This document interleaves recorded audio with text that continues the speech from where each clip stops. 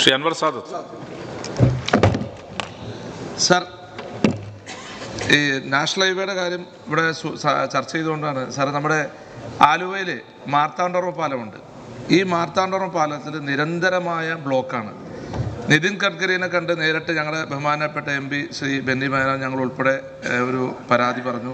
ബഹുമാനപ്പെട്ട മുഖ്യമന്ത്രിക്കും അങ്ങയുടെയും ശ്രദ്ധയിൽ ഞാൻ പലപ്പോഴും പെടുത്തിയിട്ടുണ്ട്. ഇത് നാഷണൽ ഹൈവേ ആകുമ്പോൾ നമുക്കറിയാം കേന്ദ്ര ഗവൺമെൻറ്റാണ് ഇടപെടേണ്ടതും ചെയ്യേണ്ടതും. പക്ഷേ ഈ കുണ്ടന്നൂർ ബൈപ്പാസ് വരുന്നത് കൊണ്ട് ഇവർ ഇപ്പോൾ ഈ നമ്മുടെ നിലവിലുള്ള നാഷണൽ ഹൈവേയിൽ അങ്കമാലി കുണ്ടന്നൂർ ഹൈവേ വരുന്നുണ്ട്. നിലവിൽ ഈ ഹൈവേയിൽ അവർ ഇടപെടാൻ വൈമനസ്യം കാണിക്കുകയാണ്. സത്യം പറഞ്ഞാൽ ഈ നമ്മുടെ എയർപോർട്ട് ഉള്ളത് കൊണ്ട് ഇനി കുണ്ടന്നൂർ ബൈപ്പാസ് വന്നാലും ശരി, ഈ റോഡിലുള്ള തിരക്ക് ഒരു കാരണവശാലും കുറയില്ല. നിങ്ങൾ ഇപ്പോഴൊക്കെ വലിയ ദുരിതം, എല്ലാ ദിവസവും ഉച്ചക്ക സമയത്ത് പോലും ആലുവയിൽ ഈ മാർത്താണ്ഡവർമ്മ പാലത്തിൽ വളരെയധികം ബ്ലോക്ക് ഉണ്ടാവുകയാണ്. ഇപ്പോൾ മാർത്താണ്ഡവർമ്മ പാലം റിപ്പയറിന് ഇപ്പോൾ 20 ദിവസം അടച്ചിടണമെന്ന് പറഞ്ഞിരിക്കുന്നത്. സാർ, അതുകൊണ്ട് അവിടുത്തെ ആലുവയിലെ ബ്ലോക്ക് മാറുന്നത് ആലുവക്കാരന് മാത്രം പ്രശ്നമല്ല, ബഹുമാനപ്പെട്ട സ്പീക്കർ അടക്കം എല്ലാ ആളുകളും നമുക്കറിയാം നിരന്തരമായി.